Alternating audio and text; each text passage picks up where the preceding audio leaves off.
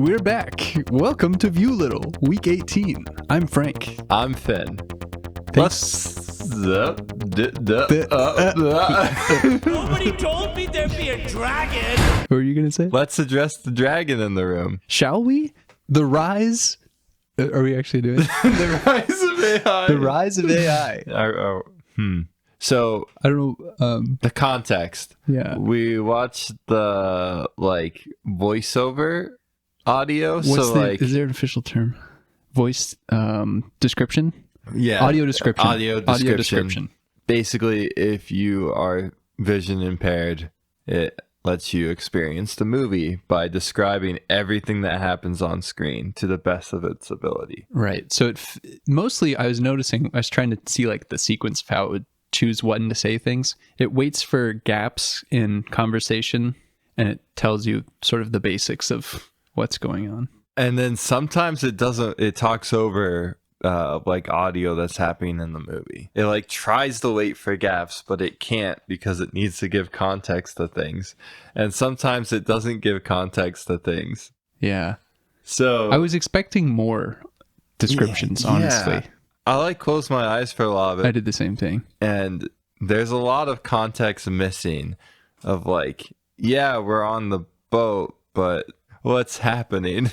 I think some of my favorite ones are the ones where the transitioning between moments doesn't quite work out too well. For example, when Stubbins is he sees the trunk of the carriage and he decides he's going to hide in it, and then it says Chi-Chi was inside packing a bag, and it makes it seem like he's inside the trunk packing his bag because of the way it all connects. But of course they meant inside the house. One of the things we were really excited for was the dragon enema scene. Yes. Because of course, that had to be descriptors, and they really didn't describe what was happening. They did their best to say absolutely nothing about what was happening.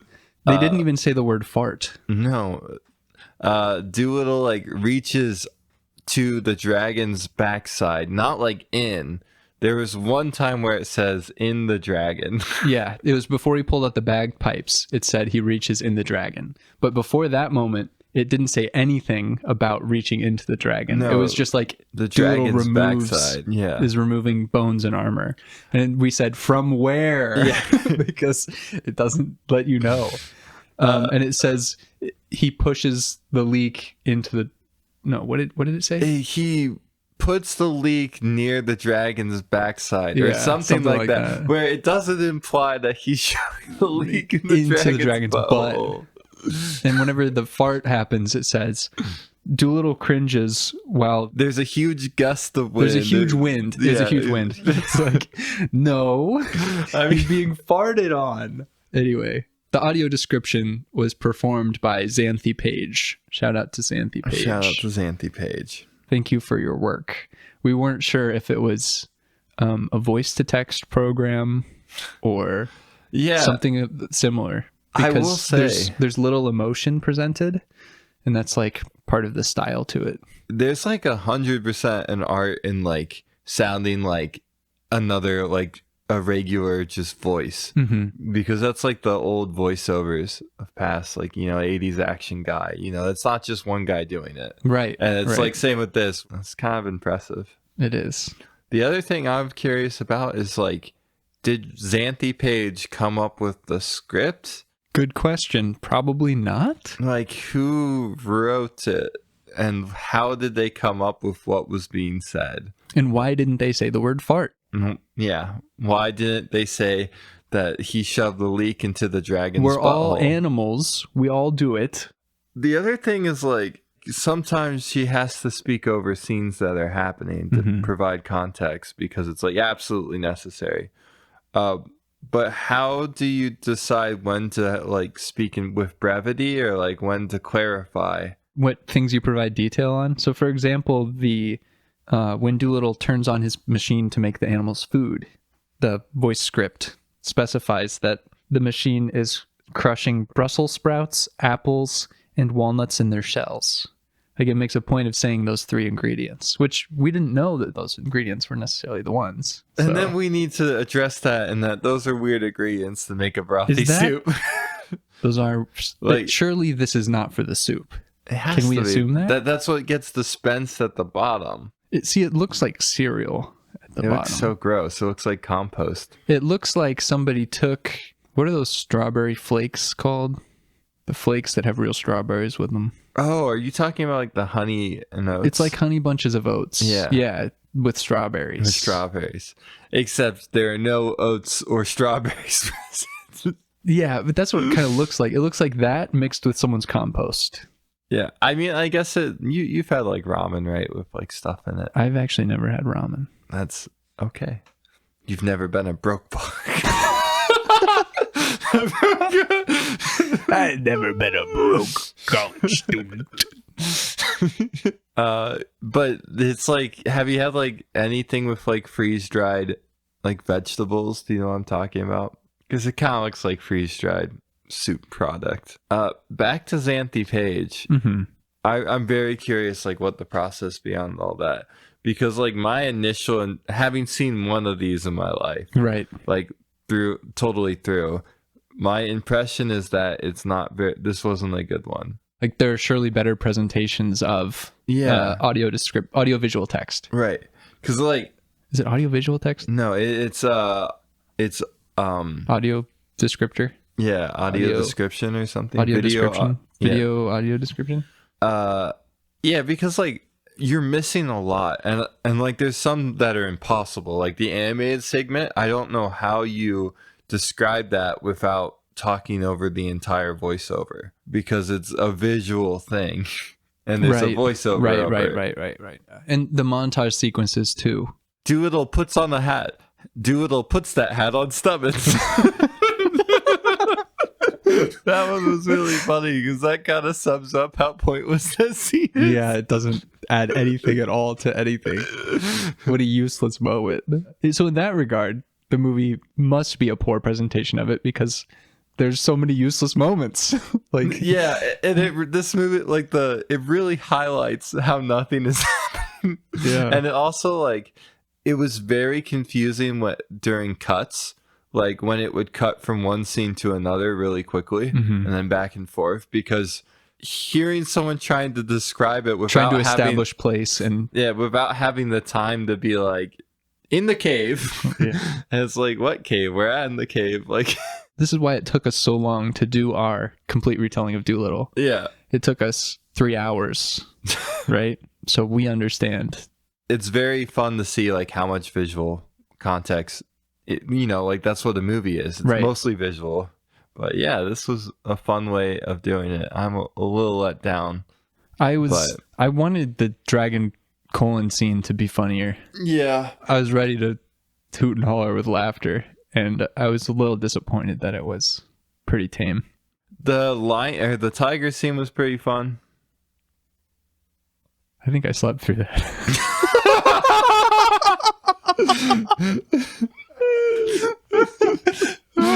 You finally hit better in levels. I'm gonna have to go back. I do not remember Barry at all, actually. I was not with us. I think I was not with us for Barry. I think you were, because we were going over the lines together. I'm 90% of sure. Barry? Yes.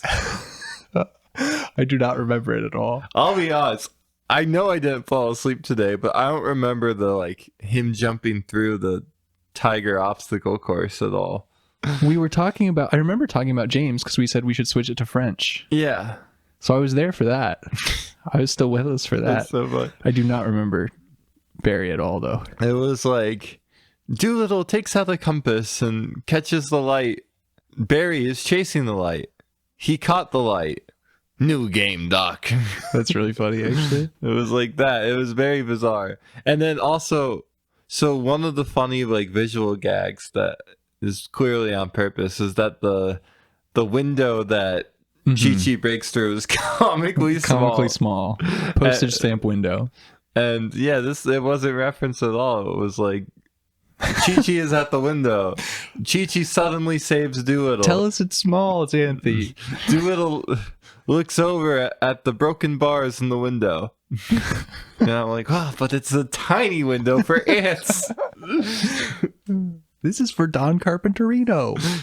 And is his last name Carpenterino, by the way? I think so. Is it the Carpenterino family? It's named after a worthless male, but... Speaking of worthless males... How are you doing today? Actually, I was going to bring up the King of England, but thank you. Thank you for keeping me humble. I'm not doing bad either. King of England? Yeah, the King of England. He was crowned. Yeah, he was. He was crowned yesterday. Okay. Yes, he was crowned yesterday. So there's a king again. It would be a shame if someone poisoned his tea. It would be a shame if someone poisoned his tea, because we don't know if Eden Island is still there. We're like the only two people who could probably get to Eden Island. That's probably true. Because we've seen the maps and the whales. We know how to talk to whales. Right. I'm on my way. We do have a good villain with Andrew. A good villain with Andrew? Yeah. Oh, the king. No. The son. His brother. The brother. Andrew could then be Lord Badgley in this situation. I come from the House of Lords. Who's in charge of the House of Lords right now? I don't know. I don't really know anything about the UK. Who cares about them? I was going to try to segue into talking about the Queen, Victoria, in this movie, but I'm not sure I have anything to say. Oh. So how about the Queen? How about the Queen? The Queen is played by Jessie Buckley. And she's the catalyst for everything that happens, I suppose. She has no real role in the movie. She has no real role except for being poisoned. You know, it would make sense if while the Queen was initially sick, if she was talking to Dolittle.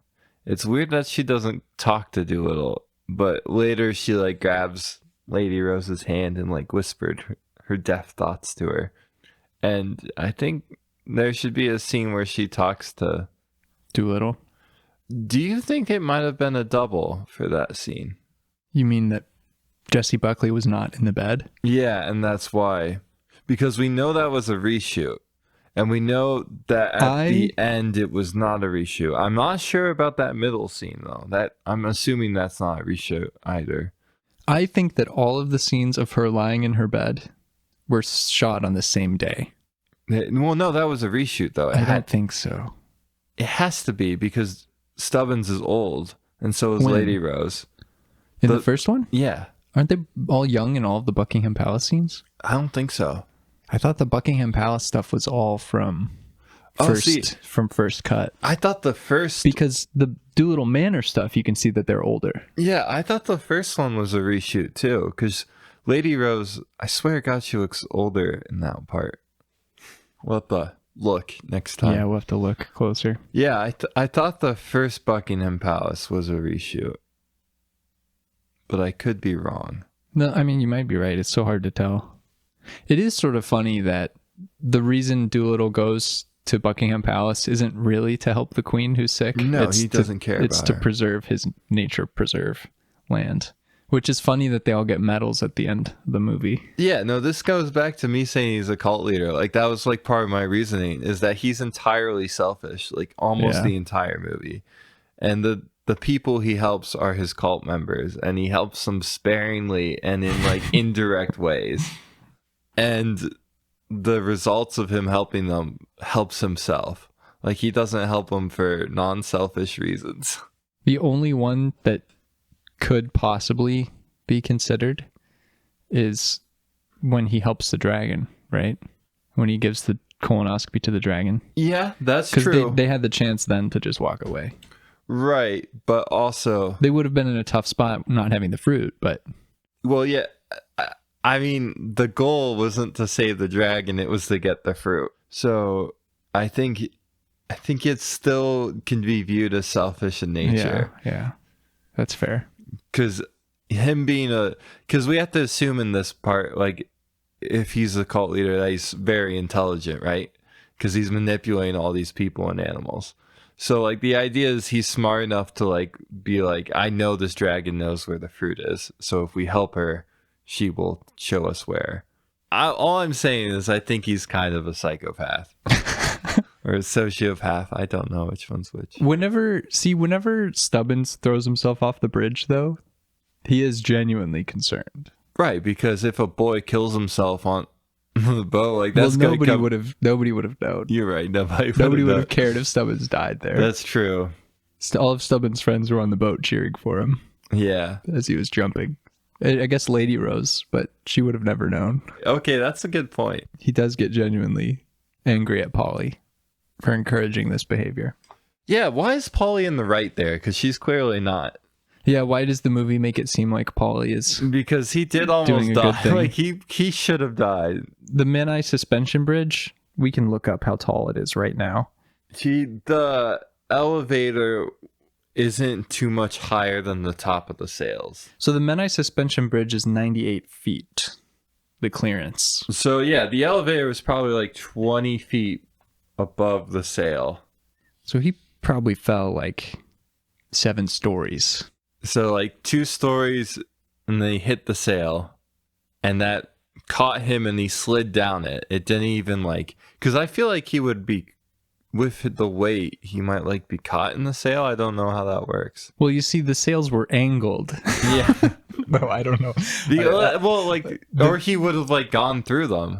Yeah, I don't know what they're made of. They're made of ripstop, maybe. So it's like they can't tear that. Teflon. Yeah, no chance. Other things is like the guards could have just held them at gunpoint. When Badgley says like, "Hey, seize." Did they have guns with them? No, but why did they? Because they're in the Queen's throne room and she's dying. Why would they have guns? To protect her? That would be they all have their little knives. I mean, they do have little knives. Yeah. They do like butt. See, what else can we talk about? I have something. I have something we can talk about. Okay. Do you think that the creator of this movie, the writer of this movie, which I guess I'm either meaning Stephen Gaghan and is it Dan Hunt? Or what's his name? I don't know, but you can continue. Or the original story by writer. Yeah. One of them must be familiar with Kia commercials from the 2000s, because there are so many cases of going with this or going with that. Oh, okay. Yeah. It's like constant. I think the first this or that we come to is when Stubbins hands Dolittle the satchel with, and he's like, take this. Yeah. Take that and this. And so he gives him the spoon, ladle and the mitten that was covering Kevin in the satchel. That's our first this and that. And then we get to Plimpton in the yard. Yeah. He goes, sorry about this. Sorry about that. Gets him with knocks his hat off his head and trips him. Yep. It's another this or that. Give me a third one. There is a third one. There is a third one. Do you remember it? I don't remember it. I know it because we say the line a lot. Yes. There's like 5 or 6 of them, I feel like. There absolutely are. It's not a large number, but it is an unusual number. It is. It's like cheap dialogue, I guess. Easy dialogue. The other writer's name was Dan Gregor. Dan Gregor. That I couldn't remember. The screen story was by Thomas Shepard, and another writer who helped was Doug Mand. So I'll see if any of them are connected to the Kia Soul commercial. So the commercial you're referencing, for people who don't know, or you could go with that. The Kia Soul commercial. Or you could go with that. It's a bunch of hamsters dancing. Yeah, and pointing to like the Kia Soul, which is this, or like fake vehicles, like weird. Like I remember like the cardboard box that the hamsters are running in and stuff like that. A very fun commercial. What I wanted to mention is like one of my pet peeves we haven't talked about yet, because I just realized it today. Is so before Stubbins enters the manor, or like he like looks at the gate and he reads the sign. Mm-hmm. He checks to see if Kevin is an animal. Yeah. It says, we treat injured animals. Opens his satchel to revealing an injured animal. I have one of those in my satchel. So looks like he's qualified. I'll tell you something I noticed today because of the audio text. What is this? Visual text? Yeah. Visual, whatever. calling It's not something text. wrong. It's audio. Audio. It's Visual, audio, visual. No, audio. visual audio or something. No, audio visual yet. I don't know. Dang it. Yes, the narrative. Text the description. Audio, visual description. Yes. That's what it is. Visual description. The gate has animals in it, like depictions of metal. Stamps of animals. Animal stamps. Yeah, that's what I was trying to say. I gotta say, Dolittle is becoming a void where I watch it and then I forgot what I've seen. I think I need to go back to taking notes. I've sort of been thinking about what we do, and it's basically Dolittle improv, right? Yeah. Like, what a wild. And I was thinking, I had this idea the other day, and I was like, wow, after we watch it 52 times, we should go to an open mic night or something and be like, we've seen Dolittle 52 times. You want a scene? Exactly. All right, I'm gonna need some volunteers from the audience. You, sir, you are going to be the dragon. Oh, that'd be fun improv. It's an improv show, but every week it's Dolittle. It's Dolittle every time. That's more or less what we do. That is what we do. That's horrible. Well, I don't think we're good at improv. Not yet. Not yet. We've got, we're only 18 weeks in. We got some time. All right, Frank, I'm going to give you the setting. Uh-huh. You're in a dank cave. Give me some improv. That's all I got for you. That's your prompt. You're a horse. You are a horse clomping around in a cave. Dank cave. Whoa, a big cave. Suddenly, the cave lights up green. Foxfire fungus? Ooh. This must be a cave. Trees don't often grow in caves. Horses don't often clomp in caves. Didn't you pay attention in equestrian class? No. Nay. But pay attention to this. Horse takes a big dump. Yeah, that's what we got. That's our improv. That's our improv. Thanks, everybody. Thank you for coming. Thank you. We take prompts. Thank you. If you want to just shout something out, we'll do some improv. Some if you send banter. us an email to Dr. Viewlittle, that's dr.viewlittle@gmail.com, a prompt. We will improv prompt. We will improv on it. Yep, we will. What have you been up to this week? I can't think of anything. My brain is roasted right now. I have been playing Age of Wonders 4. Age of Wonders 4? Is that an RTS? No, it's like no. But pay attention to this. It is like a combination of Heroes of Might and Magic and Civ. Okay. If that makes any sense to you. Yes. It's like Civ, you build a civilization, yes, you expand, and then the follow. combat is like turn-based control armies. It's pretty fun. It's very, very cool. A lot of customization. A lot of customizables. Let's see. What else have I been doing? I feel like I've watched the movie, but I really couldn't tell you. That's exactly where I'm at. Good day to watch a movie, though. It is a good day to watch the movie. It's stormy, humid. You know what movie I've been excited to watch? What? I want to watch Ghosted. Ghosted with Anna de Armas and Chris Evans. Yeah, I hear it's a stinky one. That's cool. Apparently, so actually I read a pretty fun article about it on how the director was told to approach it as a movie made for streaming. So this movie was like critically panned, but the engagement with the movie is super high because people who watched it finished it. And they got a lot of people to click on the movie. What does that mean? Made for streaming? Yes. I don't know exactly how it was explained, but more or less from what I've read about the movie is it's like an algorithm movie. So the idea is that to make it for streaming is you cast 2 to 3 really big names. Okay, so that's Chris Evans and Anna de Armas. Yeah, you get them to like click in because you're like, oh, this has Chris Evans and Anna de Armas. I'll be honest. I mean, yeah, right? Yeah, so that's like the other thing. And then you have a hook. So the hook of the movie is like he goes on a date with her and then finds out she's a spy. That's pretty cool. So then the rest of the movie can be as bland. It doesn't matter. You just want to make it so you want people to finish the movie. So as long as there's so strange. So you don't really need to expand on any side plots. You can get rid of them because you just need a main hook to keep people from turning it off. Movies like this used to be direct to DVD, right? Like there is right, like a video difference. store movies, yeah. Like when you're doing a movie that's direct to DVD, that's like you do shoot it differently. Well, cheaper for sure, but also it's like you can do without sound design.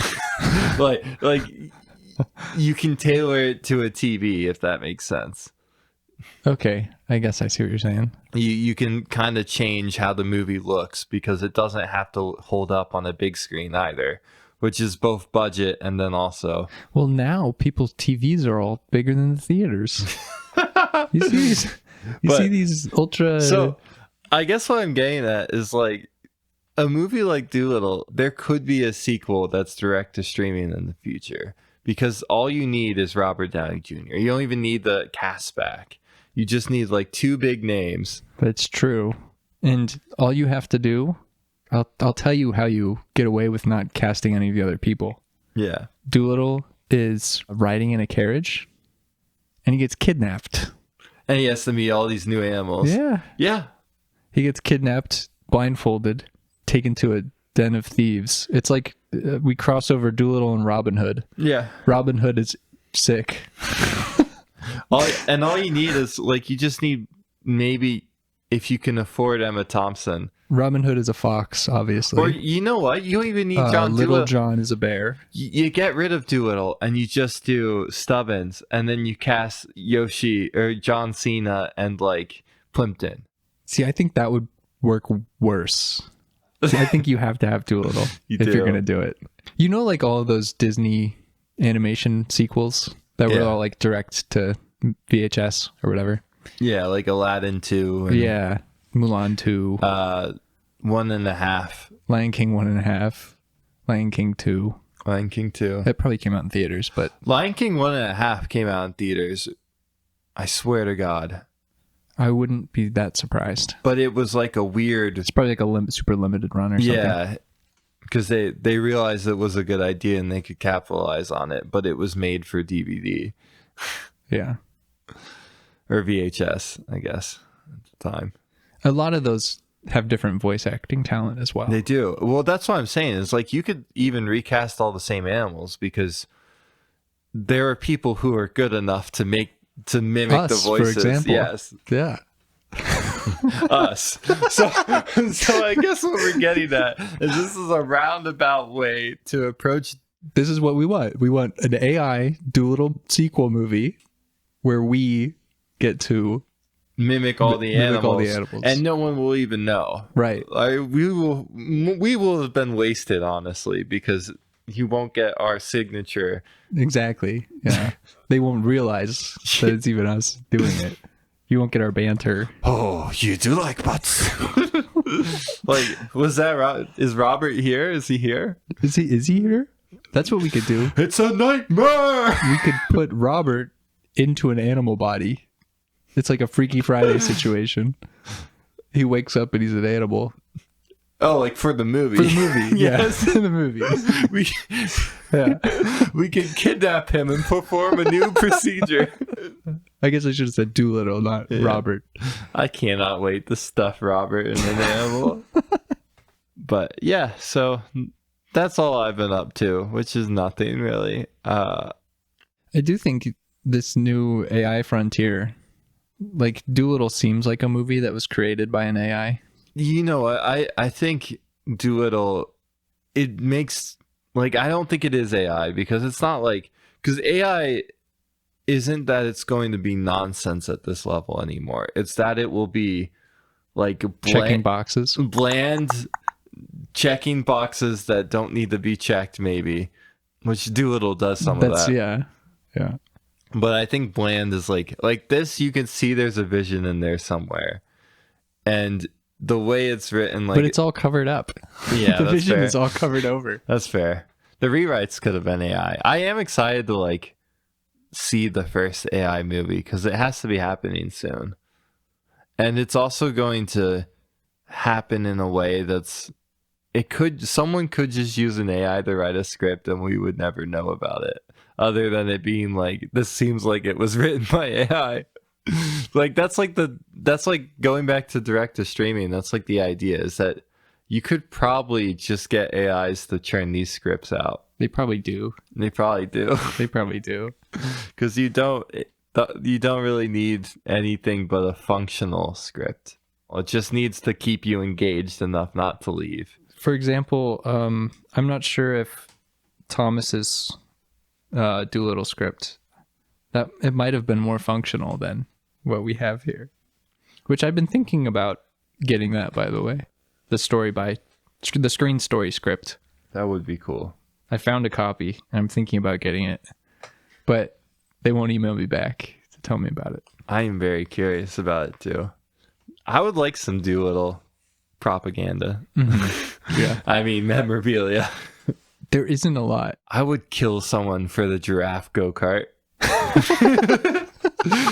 Like, throwing that out there, I would definitely murder someone for the giraffe go-kart. That car is awesome. I don't think you could drive it around town, though. You'd hit all the stoplights, right? Isn't it taller than stoplights? It was kind of tall, yeah. But I can't wait to drive the giraffe car around and people will be like, is that the boy? Is that the boy? That's my license plate on it. The boy? The boy, yes. How'd you like today's movie? Was it good, bad? I definitely slept through Barry. So I swear to God you were awake and talking to me. Maybe my body is going into a protective state now. Where, like, I could shut down all internal occupation and just project Dolittle to the world. My body definitely tries to shut me off when I watch Dolittle. Like, you've seen it. Every single time my body's like, you can't be doing this. Like, yeah. It tries to pull the plug on me, and I have to power through. And it's right when Barry shows up. That's like, that's why it's funny that's the point there of this big black space in my memory. Your brain is trying to save you. There's probably a study that could be done about the pacing of this movie. We need to get someone to do brain scans of me while I'm watching Dolittle. Yeah, that would actually be kind of interesting to know what's going on. Seems like your brain activity shut off. Your brain is actually not working right now? We have a heart monitor just to make sure you're alive, because technically you are not. So yeah, I enjoyed this new take on it. I thought it was an interesting gimmick. It wasn't a gimmick. I shouldn't say it that way, because it's actually like a useful visual descriptor for people. That's cool. Audio descriptor for people. It's not visual, because it's a visual descriptor. It describes the visuals.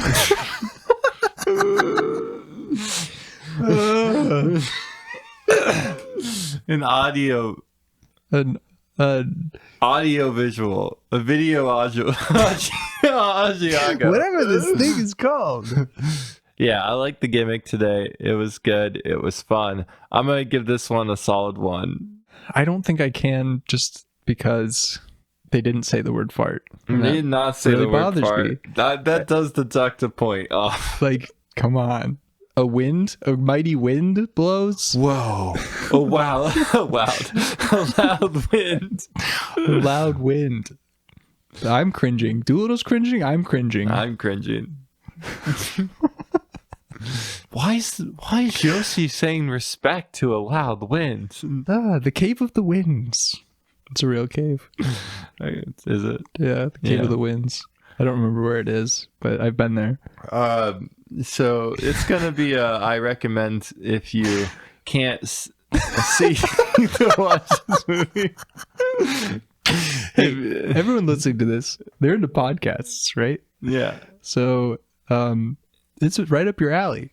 It was a unique take on something for us because this isn't something I've ever like watched before, and it was kind of interesting to see it. Yes. And I kind of want to watch like a good example, right, to see where the medium excels. But anyway, I think that's the right take.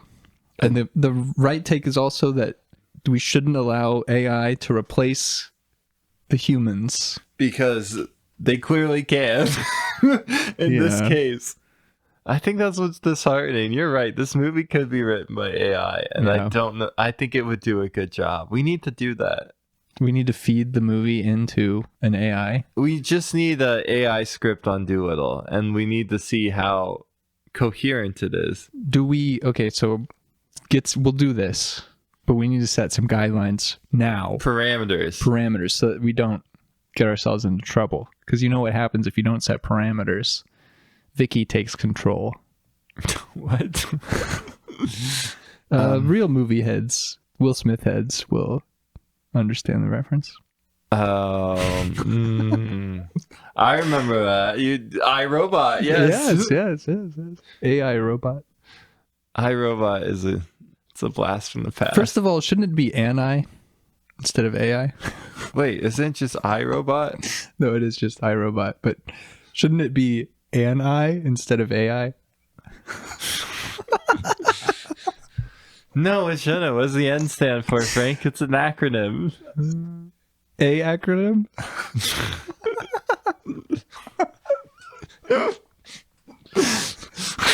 You're saying the A is... You're saying the A is... You can't...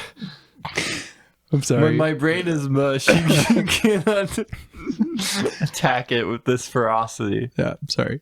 My name is Finn. Yeah, I'm Frank. And you can find us anywhere you can listen to podcasts. Yep. We're on Simplecast. We have a YouTube channel. We do. It's a little behind. Which... it's a familiar phrase for me. Is called Speaking in Animals Productions. Or at Speaking in Animals. And then we mentioned earlier, you can email us if you have any questions, want to reach out to us. If you want to write us a script or send us some prompts for our improv show that we're going to be starting up Tuesdays. Right. Yep. It's dr.viewlittle, Dr. Viewlittle at gmail.com. At gmail.com. And yeah, reach out to us. We check it every single hour. Yep. Next week, we will come at you with some parameters. We'll discuss the whole Dr. Dolittle AI script some more. And then maybe the week after, we can have an example. We will do a scene. How about that? That's good. We could do one scene. We can just do the dragon enema scene and see how an AI handles that. It handles it. Handles getting fruit from a dragon. Yes. Do we tell it that it's a colon problem? Do we let it know that the impacted colon is there, or are we assuming that? This is for discussion for next time. At the present moment, my name is Finn. Yeah, we've done that. I'm Frank. let me go. Let me go home. Please. I cannot be chained to him. Did somebody call a doctor? I had something else. What's a good quote? Not you, Dolittle. That's my quote for the day. Not you, Dolittle. That's what the Queen says to Dolittle as he's leaving. Huh? Is that the boy? No, that's what the Queen says to Dolittle. Not you, Dolittle? Yeah. Yeah, he said, everyone out, like even you. Not you, Dolittle. Yeah, you're right. Lady Rose, who's this? This is Stebbins. Is that the boy? Oh, that's the other this or that. Is that the boy? That's a this or that. It is a this or that.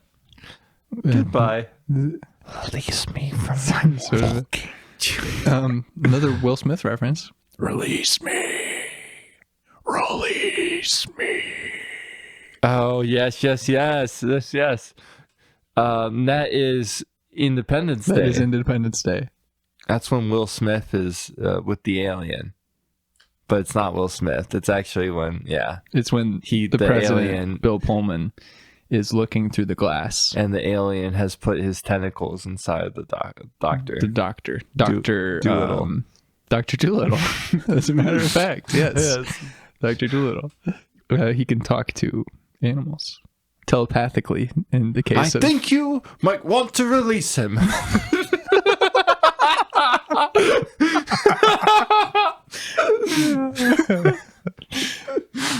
Hey, there's actually a great Independence Day Doolittle reference. Yeah. In the words of my generation, up yours! Which is, of course, him putting colonoscopy. The leak. The leak into the dragon. In this case, an F-16 into a alien spaceship. Right. Yeah. My name is Frank. For more great Doolittle 2020 content, be sure to subscribe to Viewlittle, the only podcast that watches Viewlittle for you. The only podcast that Doolittle watches Doolittle every week for a year. Every week I listen to the same episode of Viewlittle. We should make a podcast next year where we listen to Viewlittle and then respond. Actually, in podcast 4, in podcast 17, in podcast 18, they theorized that artificial intelligence would be capable of writing a movie. But actually, that was podcast 18. Right? We're on 18. Yeah, we're on 18. You're an idiot. What did I say? 17. Wow. Well, I mean, I could tell you that in a year. I'll be able to make sure it was, because I could be wrong. You never know. Man. No, we're gonna let someone else do that. Okay, this is our actual outro. Hey, we're actually leaving now. Okay, my name is Finn. This has been Frank. Bye-bye. Goodbye. Bye. Ah!